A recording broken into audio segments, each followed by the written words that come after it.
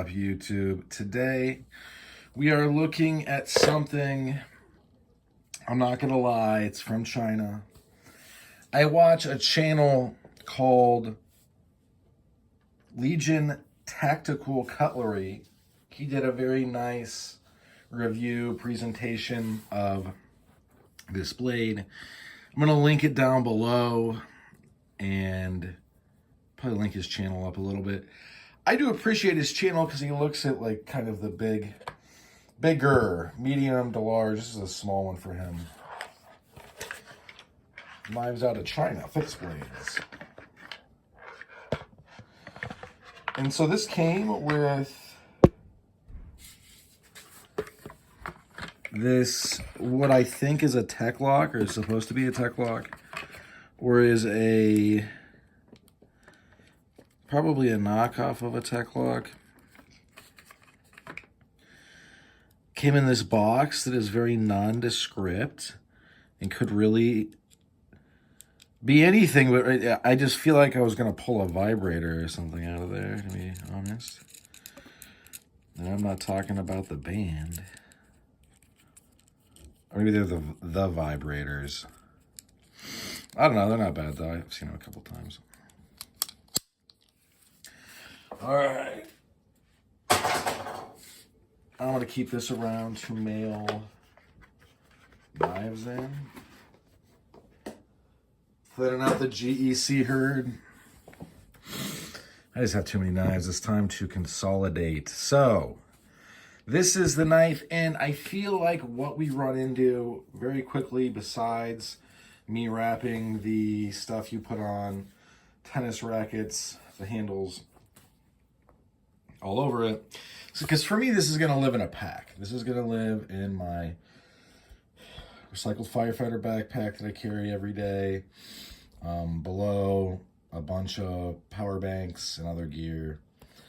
Because as much as I like having a little impact device somewhere, I think for certain things it makes more sense to me to have a bladed weapon. So this is a decent, very decent actually, sheath. I took the tech lock off, obviously. This is just going to ride in a nylon sleeve, basically.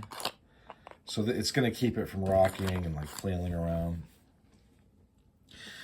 Underneath this is G10 contoured. You can kind of see it. It's in like a, I would say I gotta move this or it's going to make me pull all my non-existent hair out because I'm bald. I shave my head. I still have a hairline. I just shaved my head. I have for years. Hang on. So this is like a bamboo pattern-ish. And this is what the guy from, I think he goes by Grugs. Check the channel out, it's fun. He called it a SEAX, a tactical SEAX. I would say for me, this, although maybe then we run into, this is where it gets interesting. We run into kind of the whole every rectangle is a square, but not every square is a rectangle type of thing. Because this, to me, although it's very SEAX-like, it's very much SEAX-like in nature. It is a reverse tauntaun. I meant to grab this. I'm sorry, I didn't have it grabbed.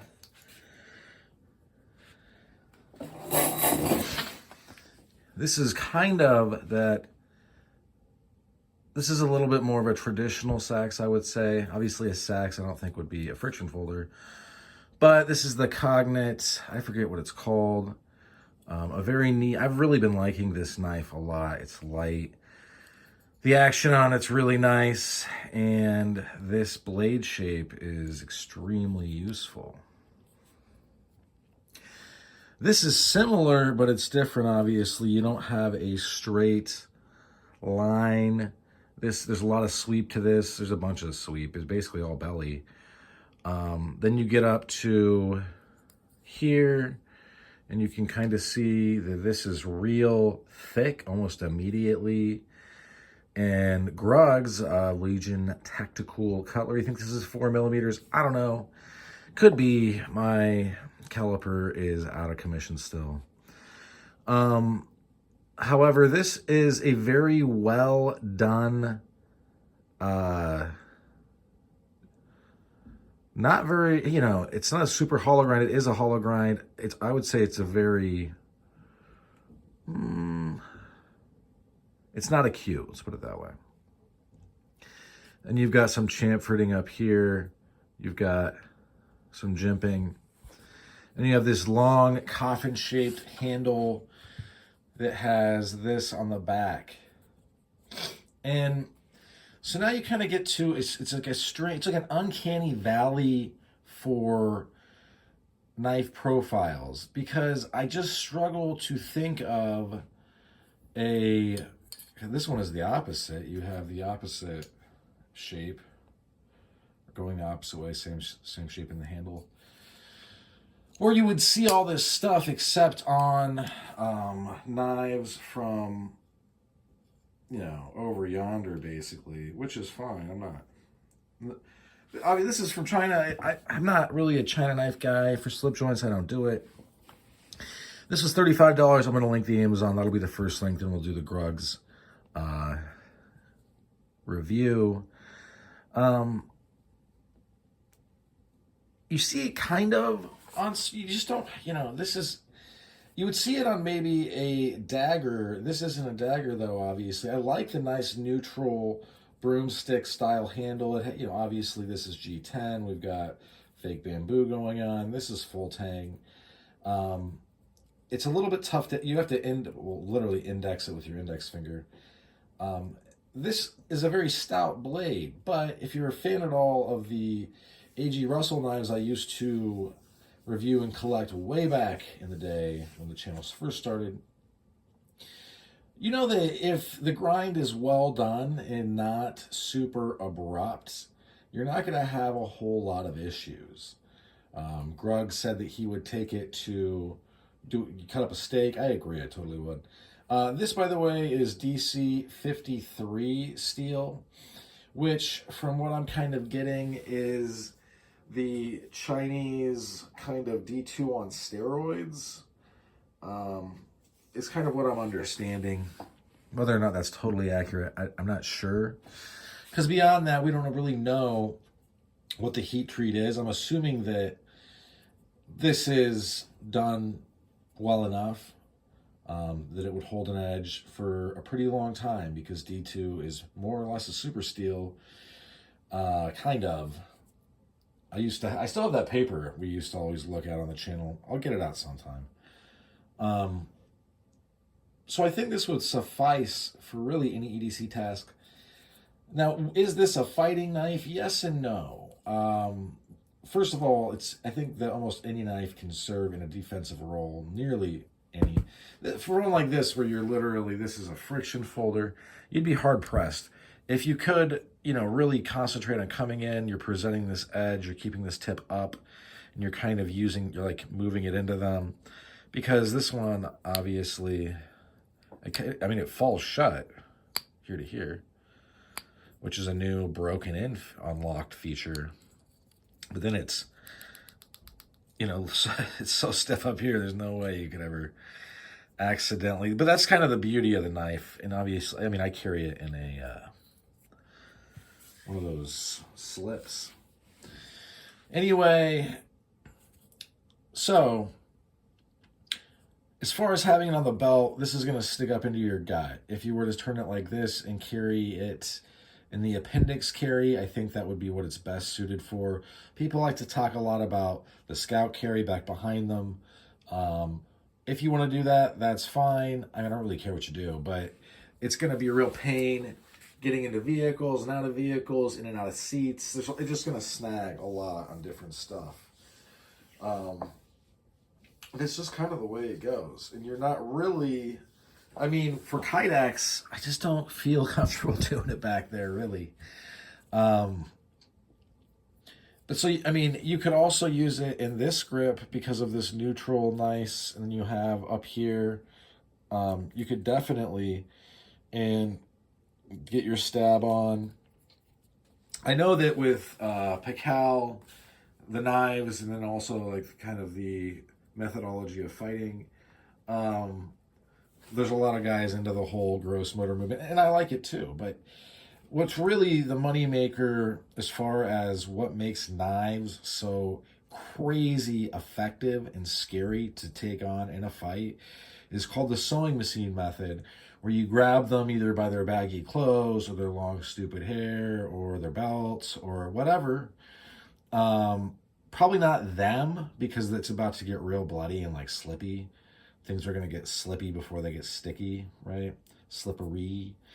You're going to grab a hold of them, and then you're going to, much like a sewing machine, stab them over and over and over and over and over and over and over and over and over and over and over and over and over and over, and you're just going to keep doing it until they die, until they literally die.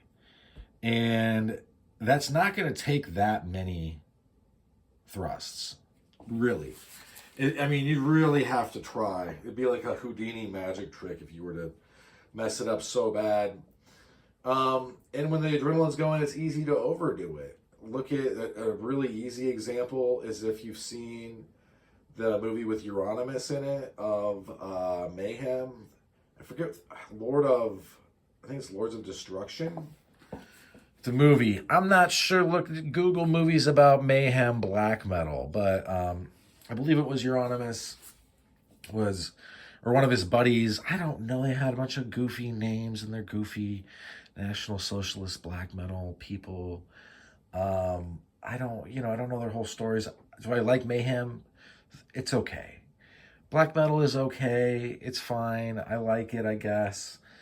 It's weird how many of these dorks are Nazis. But in any event, Euronymous or one of his crew, or maybe Euronymous does the stabbing, but somebody just gets stabbed like a bajillion times. And if you see it in the movie, this dude is obviously mentally ill because he's stabbed every inch of this guy, including the soles of his feet. So that's probably overboard, but I'm just saying, especially if there's a lot of passion, either you're pumped up to fight, or like in crimes of passion, usually people go crazy with the steel. Would this make, and if you think about a tanto, a traditional American tanto, not the Japanese tanto that has the nice, gradual swoosh that comes down, the very harsh, you know what I mean, and that Mullinger stuff. The American tanto has its place, and it is an interestingly useful, design, especially considering that it's basically a fantasy design. So this is, I don't know if you would call it a fantasy twice over design, but this is, if you were to take that idea of a tanto and then invert it, kind of the reverse tanto. So instead of having, this is like a straight edge Warncliffe. If this were not a folding blade and this were much more stout, this would be like what a SEAX would look like.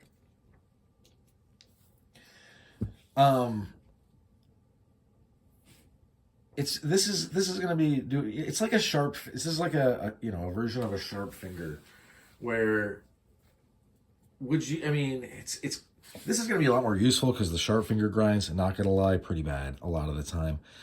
But so this one I've kind of modified to be in the bag. It's a nylon bag. This isn't going to really move around. I can also throw this as a front pocket carry. The stoutness and compactness is going to be a part of what makes this, well, can I cut this short?